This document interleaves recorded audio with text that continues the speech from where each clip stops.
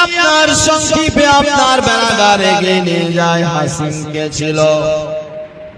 বেরাদার এ আপনার নবীর পরদাদা ছিল হাসিম আপনার মেয়েটাকে দেখতে পেতে নাই বেরাদার স্বপ্নের বেরাদার যে স্বপ্ন দেখেছিল যে মেয়েটাকে ওই মেয়েটাকে আপনার চিনে ফেললেন যে এটাই মেয়ে বাড়ি জিজ্ঞেস করলো মদিনা আবার বেরাদার জায়গাটাও মিলে গেল বাবার নাম জিজ্ঞেস করলো আপনার বাবার নামটাও মিলে গেল বেরাদার হাসিম বলেছিলেন আব্বা জান আমি আপনার একটা কথা বলতে চাই কথা কি কথা বলবে বলো বলেছেন আব্বা আমি আপনার বেটির সঙ্গে আপনার বিয়ে করতে চাই আপনি যদি আপনার বেটির সঙ্গে আমার রিশতা দেন তো ভালো হবে আপনার বেরাদার রিশতা দিলে তো আপনাকে আমাকে জানতে হবে যে ছেলেটা কি করে হাসিমকে তাই জিজ্ঞেস করেছিলেন উমর বলেছিলেন বেটা তোমার নাম কি বলেছেন আমার নাম হলো আপনার হাসিম ইবনে আব্দে মানাফ বলে তুমি কি কাজ করো বলে আমি আপনার আল্লাহর ঘর কাবা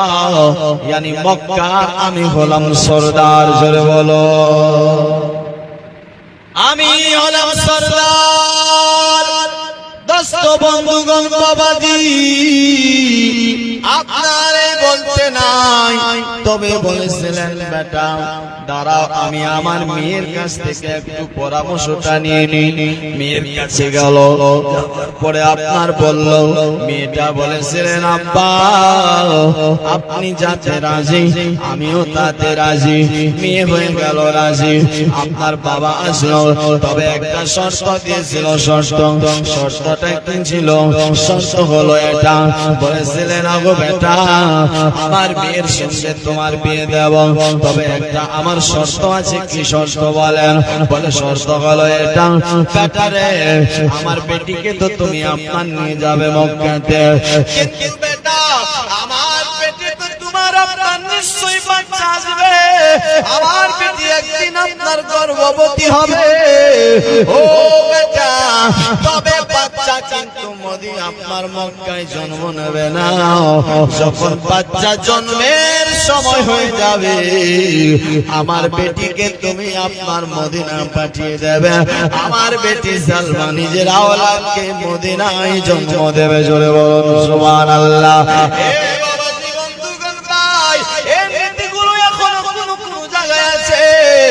মালদা ডিস্ট্রিক্টে যান মুসলমান এখনো কোন জায়গায় এরকম নীতি আছে দোস্ত বন্ধুগণ ভাই আসুন একটুখানি আরো এগিয়ে যাই বলেন আপনার তাই শর্ত মঞ্জুর হয়ে গেল আপনার তিনি সেখান থেকে আপনার সামদেশে চলে গেল সামদেশ থেকে আবার আপনার যখন ফিরে আসছিলেন আসার পথে আপনার নিজের স্ত্রীকে আপনার নিয়ে বাড়িতে আপনার জন্য চলে গেল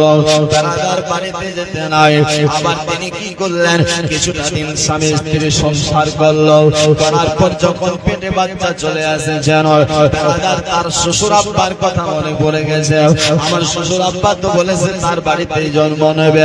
এই জন্য বিবির হাতে ধরে আবার যেন মদিনার দিকে রওনা এ মুসলমান মদিনায় চলে আসলো গো মদিনায় আসার পর আপনার কাছে রেখে আপনার তিনি যেন আপনার চলে গেল আপনার বাড়িতে যেন আপনার বেড়াদার রেখে আপনার তিনি যেন আপনার সন্ধ্যা বেলায় পৌঁছেছিল নিজে এরাদা করছে রাতটা এখানে থাকবো সকাল বেলায় আবার আপনার রওনা হয়ে যাব আপনার সকাল বেলায় চলে যাব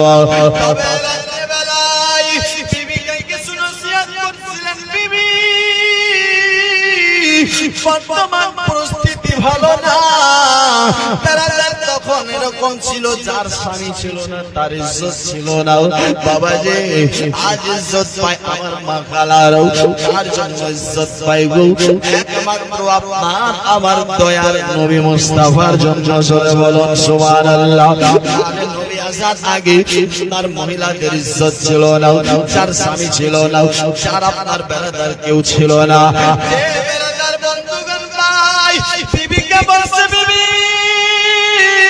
রে নসিহত কি বলো না গো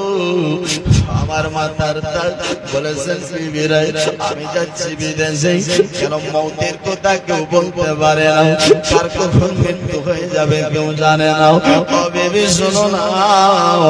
তবে আমি আপনার থাকি কি না থাকি আল্লাহই বেতার জানে কখন কে মৃত্যু কেউ জানে না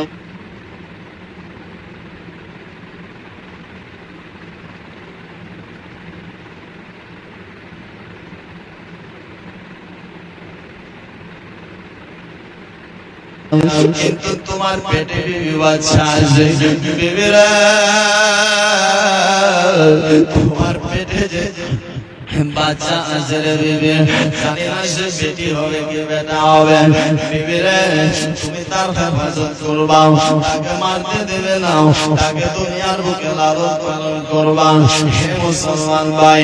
নসিহত করতে নাই বিবি আপনার চোখে টপ টপ করে কান্না করতেন যে স্বামীর মুখে হাত দিয়ে বলেছিলেন বিবি এমন কেন কথা বলছো বলেছিলেন বিবি হ্যাঁ আল্লাহই বেহতর জানে কেন মৃত্যু আপনি আমি তো বাবা চিন্তা করি না আপনি আমি তো মৃত্যুটার একবার ফিকির করি না আমার আল্লাহ তাআলা বলেছেন কুল্লু নাফসিন যায়কাতুল মাউত যার ভিতরে জান আছে যার ভিতরে প্রাণ আছে যার ভিতরে জীব আছে আত্মা আছে তাকে মওতের মাঝে যেতে হবে তাকে দুনিয়া ছেড়ে চলে যেতে হবে হে মুসলমান আপনি আমি তো একবারও চিন্তা করলাম না কিন্তু একটু ভাই ও বাবা একটু ভাবেন একটু চিন্তা করে দেখেন আপনি দুনিয়ার বুকে আসবেন না সার সময় আছে ডাক্তারের কাছে যাবেন ডাক্তার আপনার আল্ট্রাসাউন্ড করবে ফটো করে আপনার বলবে হয়তো এত তারিখে ইয়ার থাকতে হবে সব সময় রেডি থাকবো তৈয়ার থাকবো তাওবাতান নাসুহার প্রতি তওবা করব আজ আপনার এখানে জলসা চাকরির মানুষ আসে না আসতে চায় না আসতে ভয় পায় কিন্তু আপনি আমি কন্ট্রোসি করতেছি মুসলমান ভাই তবে একটা কথা বলবো ব্রাদার জীবনের সাথে কিছু হেদায়েতের কথাও শুনবেন ব্রাদার দুনিয়া আপনাকে আমাকে ছাড়তে হবে আসল একটা বেটা জন্ম নিয়েছে বেটাটার নাম আপনার শাইবাতুল হামদ রাখা হয়েছিল কি রাখা হয়েছিল শাইবাতুল হামদ এই নারী তিজারতের জন্য শামসিয়া থেকে ব্যবসার উদ্দেশ্যে যাচ্ছিল যখন ব্যবসার উদ্দেশ্যে যাচ্ছিলেন আর এদিকে বয়স আপনার বেরাদার আব্দুল মুত্তালিবের আপনার 5 থেকে আপনার 6 বছর বা 8 থেকে 10 বছর হয়ে গেছে এদের খেল ছিল খেলা খেলো এটা বেরাদার বন্ধুগণ ভাই ধরেন এখানে খেল হচ্ছে এখান থেকে সামনে যে বাস দেখতে পাচ্ছেন লাগাতে হবে বেরাদার সবাই তীর চালায় কারো তীর লাগে না কিন্তু আপনার আব্দুল মুত্তালিবের তীর লেগে যায় জোরে বলুন শাইবার তীর লাগে বেরাদার লোক বলছে এটা হবে না আরো আপনি কাজ করেন আপনি রেস্ট হয়ে যাবে আরামও হয়ে যাবে তিনি দাঁড়িয়ে গেলেন খেল দেখছিলেন সবাই চালায় কেউ লাগাতে পারে না আর যখন শাইবা লাগায় তো আপনার জায়গা গিয়ে লেগে যায় মুসলমান ভাই সবাই বলে ব্যাপার কি কারণটা কি আমার হাসিম আমার আব্বা ছিলেন সে সরদার আমি সেই সরদারের বেটা জোরে বলো কথা শুনে লোকটাতে আপনার বেরাদার ব্যবসার উদ্দেশ্যে যাচ্ছিল সেখানে যে দাঁড়িয়ে খেল দেখছিল তিনি আপনার বুঝে গেল এই ছেলেটা তোমার পরিচয়টাকে একবার বলো বলেছেন আমার নাম হলো শাইবা ইবনে হাশিম আমি হাশিমের বাবা তোমার আব্বা কোথায় আমার আব্বা দুনিয়াতে নাই আমি আমার মায়ের কাছ থেকে শুনেছি আমার মা বলেছে আমার আব্বা নাকি আপনার ব্যবসা করতে গিয়ে ইন্তেকাল করেছে হে মুসলমান কে ডাইরেক্ট চলে গেলেন মক্কা মক্কাতে যাওয়ার পর আপনার সংসার দিয়েছিলেন মক্কার যার নাম হলো মুত্তালিব এ মুত্তালিব আপনার বাবাজি আপনার কাবা ঘরের যে সর্দার ছিল মুত্তালিবকে বলে মুত্তালিব ও আমাদের সর্দার আপনি বলে তাকে আর আনা হয়নি বাবারে তারপর আপনার বলছিলেন কি বলতে চাও বলো বলছে হুজুর ও সর্দার আপনাকে আমি এমন খবর দেব আপনি এখানে দাঁড়াতে পারবেন না আপনি এখানে থাকতে পারবেন না কি খবর দিবেন বলো বলছে হুজুর খবর হলো এটা আপনি আপনি চাই আপনি যান আপনি গিয়ে আপনার ভাতিজাকে সেখান থেকে নিয়ে আসেন এ বাবাজি বন্ধু ভাই খবরটা পেতে নাই আপনার গলার উপর চেপে গেল দৌড়াতে দৌড়াতে মদিনার দিকে পৌঁছে গেল মদিনায় যাওয়ার পরে আপনার তলাশ করতে লাগলেন আপনার হাসি মেরে আপনার মতন তার ছেলের আপনার চেহারা ছিল দেখতে পেয়ে সঙ্গে সঙ্গে বুঝে গেছে এটাই আমার ভাতিজা হবে জোরে বলুন সুবহানাল্লাহ আপনার চেহারাটা দেখতে নাই বাচ্চাটাকে ডাকলেন আর বলেছিলেন বেটা শো আমার সামনে ভালো আপনার মক্কা আমি থাকি নানির বাড়িতে আপনার এখানে আমার মা আছে বাবা যে বন্ধুগণ ভাই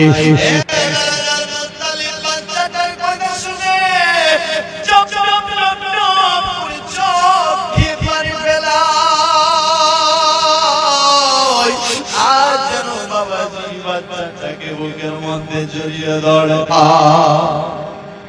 বলেছেন বেটা আমি তোমার চাচা এই খবরটা পৌঁছে গেল আপনার মদিনায় সালমার কাছে সালমা খবর পেল নাকি আমার আপনার আব্দুল মুত্তালিব এসেছে আব্দুল মুত্তালিবের খবর পেতে নাই একটা চিঠি লিখলেন চিঠিতে লিখেছে ওগো ভাবি যদি আপনার বেটাকে আমার সাথে পাঠিয়ে দেন তাহলে আমি আপনার বাড়িতে যাব জয় বলো সুবহানাল্লাহ